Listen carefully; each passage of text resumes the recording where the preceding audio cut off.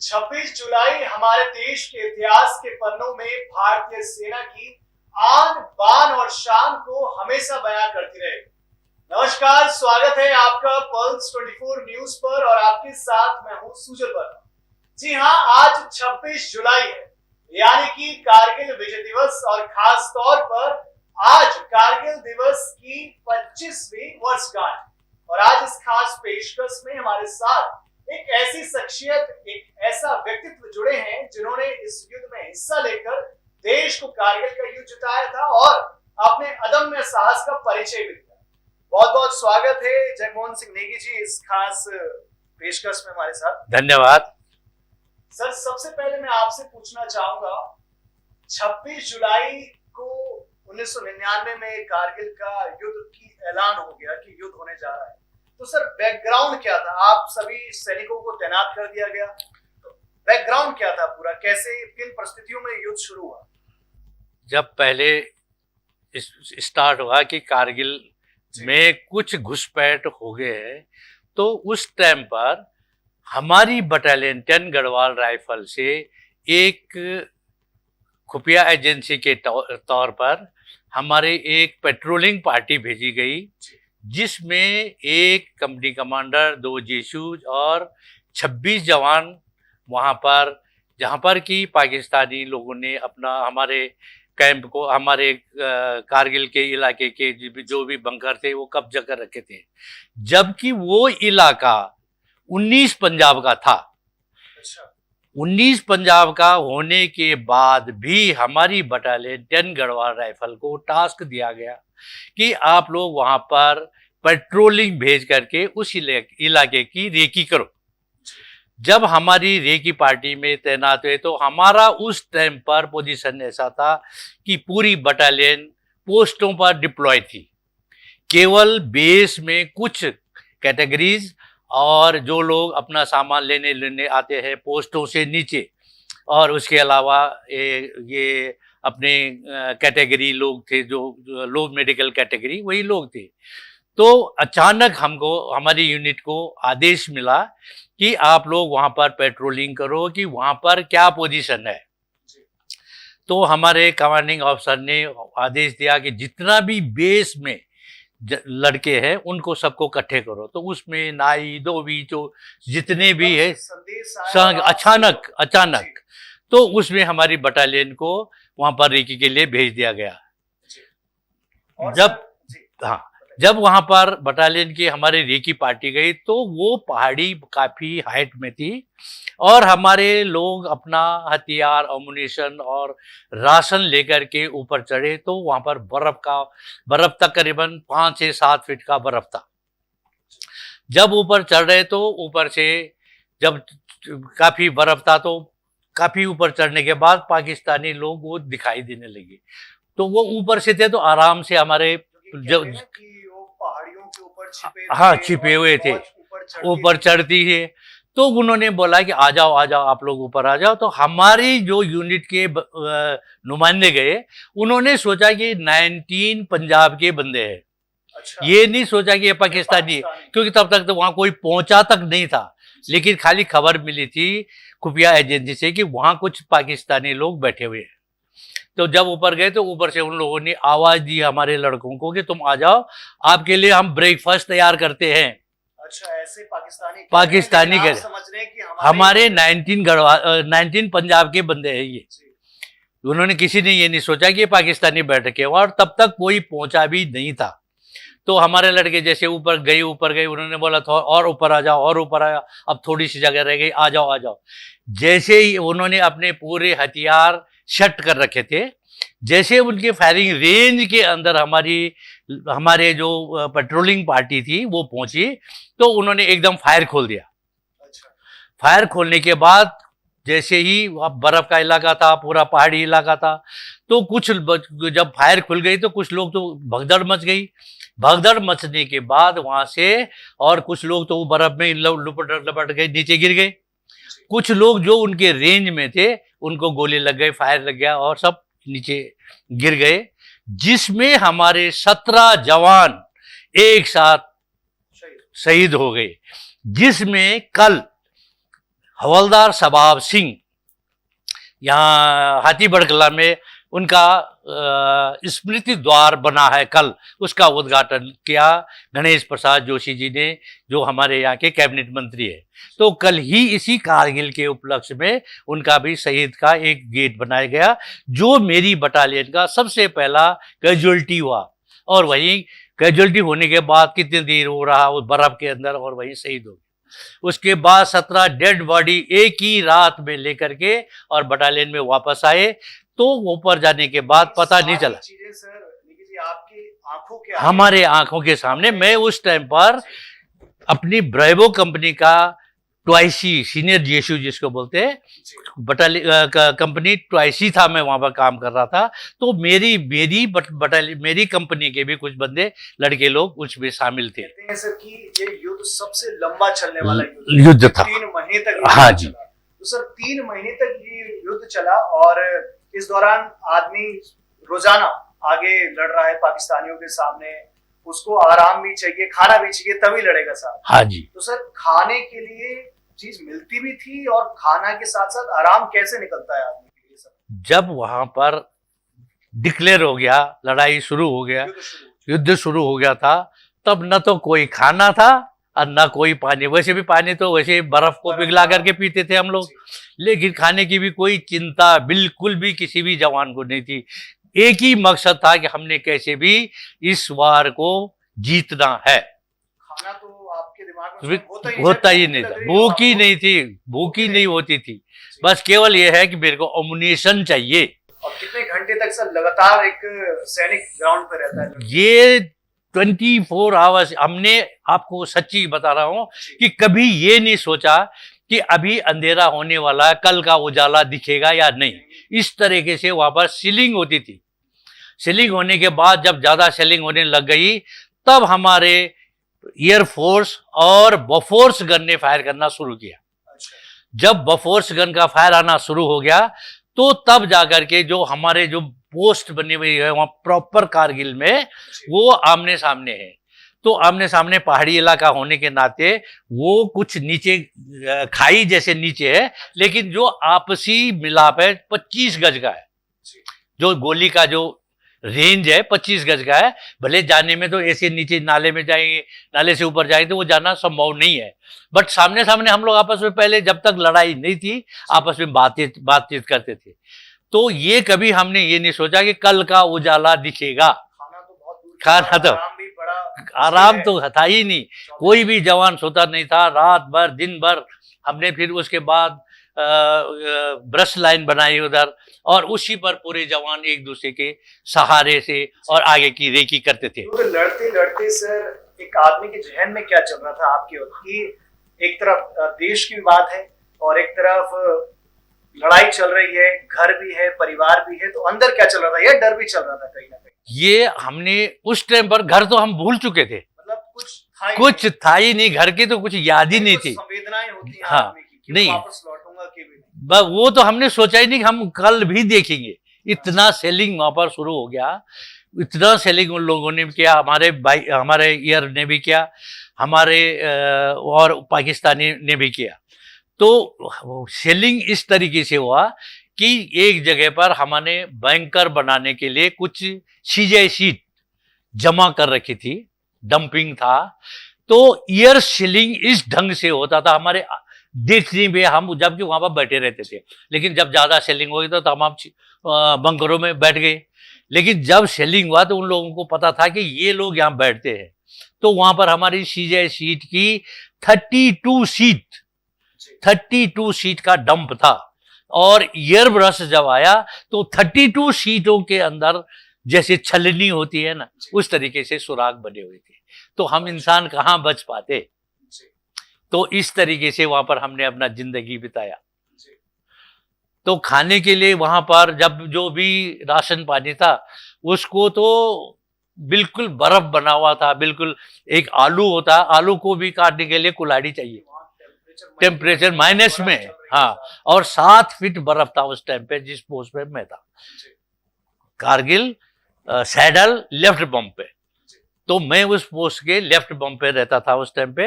तो वहां पर सबसे हाइट वाली पोस्ट है वो, वहां से पूरा कारगिल का एरिया। बताया कि पाकिस्तानी जो थे ये घुसपैठ करके पहाड़ियों पे चढ़ गए। हाँ, तो आप अपनी सेना को नीचे से ऊपर ले जा रहे हैं। हाँ जी। ऊपर जाएंगे तब दूसरे का वार करेंगे। हाँ, तो कितना मुश्किल होता था सर कि उस चोटी पर चढ़ना, वहां से नीचे आना, और ऊपर से आपके ऊपर हमला हो जाए। हमला हो जाए, ऊपर से ऑक्सीजन नहीं है वहाँ, जितना आप ऊपर जाएंगे उतना आपको हाँ ऑक्सीजन नहीं मिलेगा। मुश्किल होता है। बहुत मुश्किल होता है कि ये समझ नहीं आता था कि हम कितना ऊपर चढ़ेंगे और कब तक जाएंगे।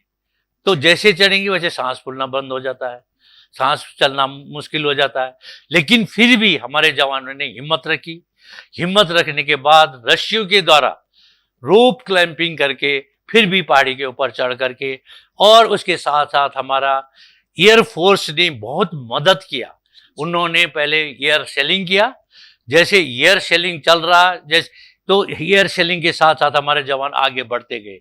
वो भी रस्सों के पर, जमीन में चलना तो बहुत भारी है, लेकिन रस्से डाल करके, एक बर्फ ही बर्फ है, तो जो हमारे जो बर्फ के जो ट्रेन होते हैं ऊपर चढ़ने के बाद उन्होंने रस्से बांधे, रस्से नीचे डालने के बाद रस्सों पर जवानों को चढ़ाया। चढ़ाने के बाद जब एयर शेलिंग हो गया, एयर शेलिंग के बाद तब उन बैंकरों के ऊपर हमला करने के बाद, उसके बाद उनके गुत्तम गुत्ता की लड़ाई करने के बाद तब कुछ जो बचे थे वो पाकिस्तानी भागे और हमने वो बैंकर कैप्चर किए। 3 महीने तक सर ये युद्ध चला। तो उस जमाने में कहीं ना कहीं फोन का इतना प्रचलन नहीं था। आजकल तो सबके पास मोबाइल है। फोन तो था ही नहीं उस टाइम पर, बात होना संभव था नहीं, घर पे कोई बात नहीं होती थी। ऐसा होता था कि हम लोग जब तक लड़ाई नहीं थी, नॉर्मल में भी थे, तब भी हम पोस्टों पर थे जहां पर कि 7 फीट 8 फीट बर्फ है। तो वहां पर हमारा जो टेलीफोन लाइन की लाइनें बिछी हुई है, और बेस में हमारा एक एक्सचेंज होता है। एक्सचेंज के साथ में हमारा सबका लिंक होता। शाम को सारी रिपोर्ट नालिज अपने अपने पोस्ट की सुबेदार मेजर को साहब को और सीओ साहब को देनी पड़ती है। तो उसी के साथ साथ हमारे जवानों के लिए पोस्ट वाइज आता है कि भाई कल तुम्हारा 10 बजे फैमिली से बात करवाना है। नंबर लगता है, नंबर लगाने के लिए भी टाइम मिलता है, और वो भी टाइम कि तुमको 2 मिनट ही बात करना है। केवल आप 2 मिनट बात करें, क्योंकि इतनी बड़ी फौज है, कहाँ किसका नंबर आए, सबका नंबर नहीं पड़े। तो इस तरीके से युद्ध के दौरान तो बिल्कुल नहीं, उस समय तो कुछ नहीं था। उस समय तो हमारे जब सेलिंग हो गया तो वो तार ही कट गई थी, मिलाप खत्म, बिल्कुल आपस में मेल मिलाप बिल्कुल टूट गया। उस चीज का कहीं ना कहीं एक सैनिक को दुख तो होता होगा कि घर से एकदम कनेक्शन कट है, अगली बार मेरी उनसे बात हो भी पाएगी कि नहीं। वो तो हम कभी, ये आपको पहले भी मैंने बोला कि ये सोचा ही नहीं कि कल भी दिखेगा, देश के लिए हाँ कल भी दिखेगा। तो परिवार कहाँ बहुत दूर छूट गया। तो इस तरीके से हम लोगों ने वहां पर अपना जिंदगी निकाली। और आपने सर व्यक्तिगत खुद आतंकवादियों को मारा भी होगा। हमारा, मैं बोला 25 गज का फासला था। हमने इस तरीके से शुरू कर दिया कि जब बिल्कुल नींद आ गया तो हमारे को पहले तक तो उस समय ऑर्डर ही हमारे यहाँ ऐसा था कि जब सीओ साहब ऑर्डर देंगे कि फायर खोलो तो हम खोलेंगे। तो पाकिस्तानी वहां से बोलता था कि जब तक तुम्हारा दिल्ली से ऑर्डर आएगा तब तक हम तुमको दिखा देंगे। तो मैंने बोला भाई ऐसे में तो काम नहीं चलने वाला, क्योंकि अब सीनियर तो मैं था ही वहां पे, हमारा कंपनी कमांडर साहब थे, उसके बाद मैं ही था। मैंने अपने पोस्ट वालों को बोला बच्चों तुम जो मैं बोलूंगा वो होगा, कंपनी कमांडर साहब को मैं अपने आप दूंगा, बात करूंगा, सीओ साहब से मैं बात कर लूंगा। तो मैंने, हमारे पास एक स्नेपर राइफल थी। स्नेपर राइफल इतना एक्यूरेट फायर है कि आप बोलोगे कि ये मक्खी के आंख में मारा तो वहां उसकी गोली जाएगी। तो मैंने एक पहाड़ी पे छेद किया सब्बल से, और वहां से बैरल निकालने के लिए बस इतना ही छेद किया। छेद करने के बाद वहां स्नेपर राइफल लगा दी। हमारे ठीक 25 गज पे उसकी आरसीएल गन, एमएमजी, 84 आरएल, ये सब हमारे पोस्ट के लिए लगा रखे थे। तो जो मेरा वहां पर जो संतरी होता था तो उसको बोला था कि थोड़ा सा भी हरकत दिखते तो फायर कर, तू फायर कर। तो उसका आरसेल गन का बंकर भी ठीक हमारे सामने पे था। तो आरसेल गन का जो बैरल है वो निकालने के लिए काफी लूप होल होता बड़ा। तो जैसे वो आर्शल गन पे फायर करने के लिए आते थे तो पीछे से हरकत दिखाई देती है, हिलते थे ऐसा करके, तो उसको बोलो चल तो फायर किया तो हम उसको अपने गन पे आने का मौका ही नहीं दिया। उसके बाद हमने भी, हमारे सीओ साहब ने बहुत हिम्मत दिखाई, हमारे वहां पर हौजर गन पहुंचा दी मेरे पोस्ट पे, आर्शल गन पहुंचा दी, जो कि हौजर गन पहुंचाना इतना आसान नहीं है, खच्चर भी लेट गया लेकिन फिर भी पहुंचाई, आर्शल गन पहुंचाई।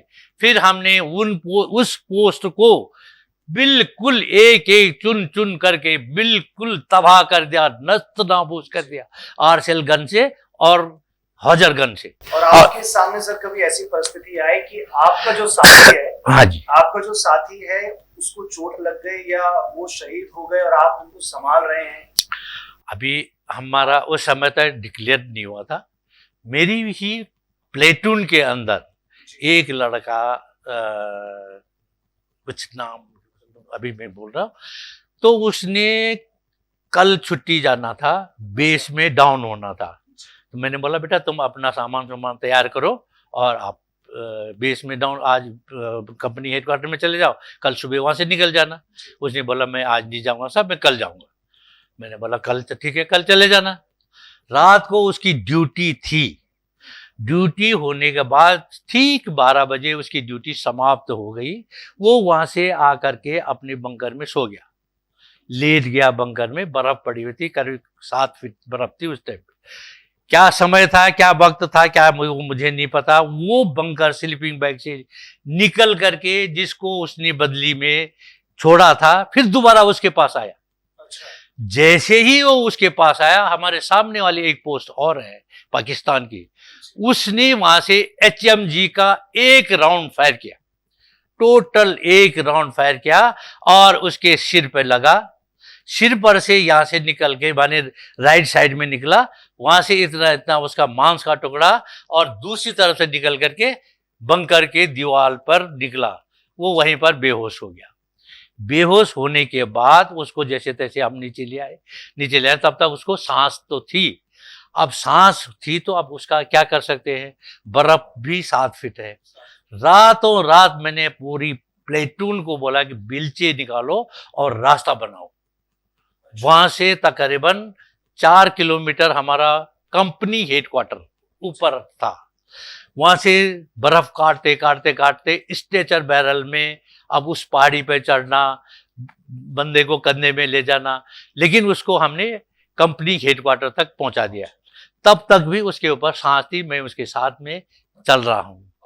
और हादसे देखने के बाद अपने जहन में नहीं आता हाँ, कि क्या किया जाए, अगर उसकी जगह तो करा तो जाए कुछ हाँ, और, लेकिन अगर मैं उसकी जगह हाँ, होता, जी, वो चीज नहीं आई जी।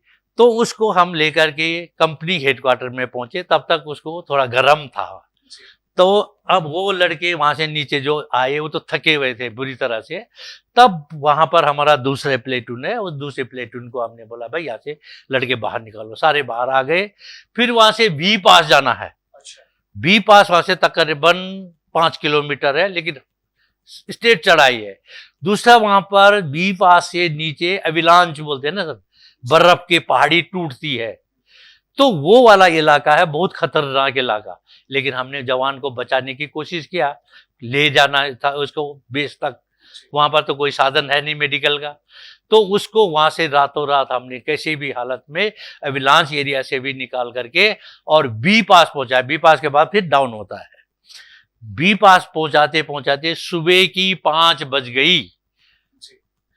रात की 12 बजे से लेकर के और सुबह की 5 बज गई। अब बी पास में अब ऊपर हाइट में पहुंच गए तो थोड़ा सा वहां पर उसको नीचे रखा। नीचे रखते ही उसने अपने प्राण त्याग दिए। अब जब प्राण त्याग दे तो आपको बेस तो पहुंचाना ही पहुंचाना है। लेकिन वहां पर थोड़ा सा प्लेन एरिया है, मंदिर बना रखा हमारे लोगों ने, जो पहले वाले हमारे से पहले फौज रही होगी। वहां पर भगवान को हाथ जोड़ा और वहां पर सबने अपना दिल छोड़ दिया। फिर मैंने हौसला दिया कि बेटा ऐसा नहीं होता है, आपको तो लीड करना है। अगर आप निराशा में बैठ जाएंगे तो सारे हाँ जी। तो बच्चों ने वहां पर अपना हौसला, जब वो खत्म हो गया तो हौसला तोड़ दिया। तो उसमें से तब वहां पर उन लोगों का थोड़ा सा मोटिवेट किया मोटिवेट करने के बाद उसमें से 8 लड़कों को बोला कि इसको तो बेस लेके जाओ भाई, बाकी अभी बेस में सीओ साहब के पास पहुंच जाएगा, एसएम साहब के पास पहुंच जाएगा, तो फिर वो लोग कार्रवाई करेंगे, हमें तो अभी कंपनी में तो देखनी है। तो और बाकी लोग चलो वापस, फिर क्योंकि उसके बाद डाउन है, तो फिर हम लोग अब वापस हमने अपने पोस्टों के लिए आ गए, फिर उसको बेस में भेज दिया। पूरा प्रयास करा कि बचाया जा सके। फिर उसी सवाल पे आऊंगा नेगी जी कि आपके अंदर वो चीज नहीं आई, वो विचार कि अगर मैं इसकी जगह होता, ये डर कहीं ना कहीं परेशान करा कभी? नहीं, सैनिक के जीवन में ये होता ही नहीं। उसके बाद हमने ये तब तक हमने भी नहीं सोचा हमारा परिवार है, बिल्कुल भी नहीं कि परिवार की याद तक नहीं आई, बस केवल यही था कि कल का दिन देखेंगे या नहीं देखेंगे, या वार या पार, बस उसकी ये गोली आनी है तो हमने एमएमजी खोल देनी है। बस यही था कि उसकी ये गोली आएगी तो मैं 6 गोली फायर करूंगा, जबकि उस समय अम्युनिशन भी कंट्रोल बोल रखा था कि ज्यादा फायर मत करो, अम्युनिशन का भी ऑडिट होता है फौज में। लेकिन मैंने बोला कोई बात नहीं, मेरा जवान बच जाएगा, मेरा कोर्ट मार्शल होगा तो मैं देख लूंगा, लेकिन बेटा सबको बचाना है।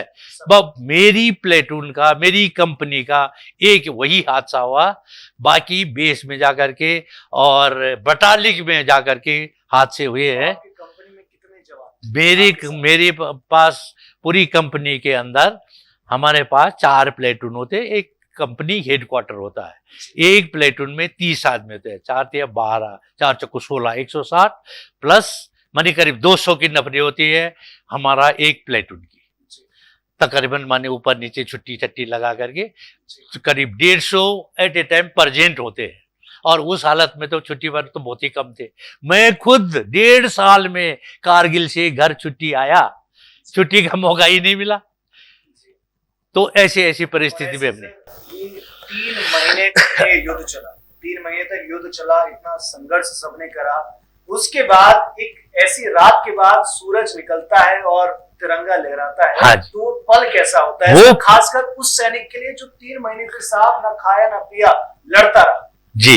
वो पल इतना था कि हम भी शायद स्वर्ग में हैं। अच्छा, ऐसा लगा कि हम स्वर्ग में पहुंच गए, क्योंकि तब उसके बाद ना तो कोई बर्फ है ना कोई भूख है।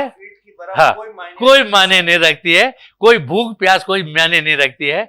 उसके बाद हमने खोले बोतल और चलो बेटा पियो। मतलब वो पल बहुत ही सुंदर। और सर अभी हाल ही में अग्निवीर योजना लॉन्च हुई, इस पर आप व्यक्तिगत क्या कहना चाहेंगे? अग्निवीर योजना कुल मिलाकर मैं अपनी सोच से बोलता कि एक बहुत अच्छी ये जो पहल है, बहुत अच्छी पहल है। सबसे पहले तो अग्निवीर होने की वजह से हमारे जितने भी युवा हैं, हर एक को एक आर्मी का जो रूल रेगुलेशन है, जो उसके अंदर दिल है, वो सबके अंदर आ जाएगा। इसके अंदर ज्यादा से ज्यादा यानी 5 साल का अभी तो ज्यादा बढ़ा दिया, अगर 5 साल भी रखते हैं तो 5 साल के अंदर हमारी हिंदुस्तान के कितनी युवा ट्रेन हो जाएंगे। जब वो इतने ट्रेन हो जाते हैं तो आने वाले वक्त के लिए हमारे पास ये नहीं है कि हमारे पास फौज कम है। हर एक परिवार के अंदर 1-1, 2-2 युवा ऐसे होंगे जो कि हथियार चलाना जानते होंगे, जो कि आर्मी के रूल और रेगुलेशन से अच्छी तरह से परिचित होंगे। तो इस माने को रखते हुए तो बहुत अच्छा एक स्कीम है कि ताकि हमारा पूरा हिंदुस्तान में से 70% युवा ट्रेंड हो जाएंगे। जब जरूरत पड़ेगी हिंदुस्तान को तो एक एक नागरिक हिंदुस्तान का एक आर्मी की तरह काम करने के लिए तैयार करके रखा हुआ है। दूसरा, हमारा युवा के लिए जो बोले बेरोजगारी है, ये है सो है, सबको कम से कम 5 साल का नौकरी होने के बाद उसको कुछ मनी भी मिल रहा है। और बाकी लोगों ने बोल दिया कि प्रायोरिटी 1 हम जो ये अग्निवीर आएंगे उनको हम नौकरी देंगे। कहीं ना कहीं सर समाज के कुछ वर्ग इसको पसंद भी नहीं कर रहे। वो इसलिए पसंद नहीं कर रहे हैं कि आमतौर पर क्या हो रहा है कि बोल रहे हैं कि भाई 5 साल बाद क्या करेंगे, लेकिन ये नहीं सोच रहे कि अभी पुलिस फोर्सेस ने बोल दिया कि हम 70% आरक्षण इनको देंगे, बीएसएफ ने बोल दिया, जो हमारे मिलिट्री फोर्सेस है, इन्होंने इनको 70% आरक्षण दे दिया और 70% आरक्षण इनके लिए है। उसमें से जो अग्निवीर अच्छा काम करता है वो आर्मी से रिटायर भी नहीं होगा, तो फिर कमी कहाँ रह गई। और दूसरा, हमारा हिंदुस्तान एक मजबूत युवा के साथ में खड़ा होगा। तो आप सर क्या पर्सनली एक मैसेज देना चाहेंगे उस यूथ को जो आर्मी की तरफ अपना 12वीं करने के बाद नजर आता है कि मुझे अपने देश के लिए कुछ करना है, उसके लिए क्या संदेश है दीजिए आपका? देश के लिए ये है कि हमारे युवा जितना अपना देश के लिए अपने अंदर जुनून रखते हैं, ये जुनून ये अग्निवीर से मिल सकता है और इनके लिए आगे भविष्य भी एक उज्जवल भविष्य बन सकता है। ये अभी बीएसएफ में जाएंगे, एयरफोर्स में जाएंगे, ये अपना पुलिस में जाएंगे, इनमें से direct officer, class 1 gazetted officer होकर के जाते हैं और जो जिसके अंदर एबिलिटी है वो बढ़िया सा अपना काम कर सकता है। अग्निवीर आपके लिए कहीं ना कहीं एक अच्छा, ये अच्छा, हाँ, देश को वाकई में बिल्कुल जी, मैं यही चाहता हूँ। कर्मवीर को कोई रोक नहीं सकता है करने से, और उसे कौन मार सकता है जो डरता नहीं मरने से। बहुत बढ़िया सर। और बाकी सर बहुत बहुत धन्यवाद आपका अपना समय देने के लिए। आपका व्यक्तित्व कहीं ना कहीं, आपकी बातें आज के यूथ के लिए बड़ी इंस्पिरेशन है और पूरे भारतवर्ष के लिए। थैंक यू सर, बहुत बहुत मेहरबानी सर, नमस्कार। Thank you sir.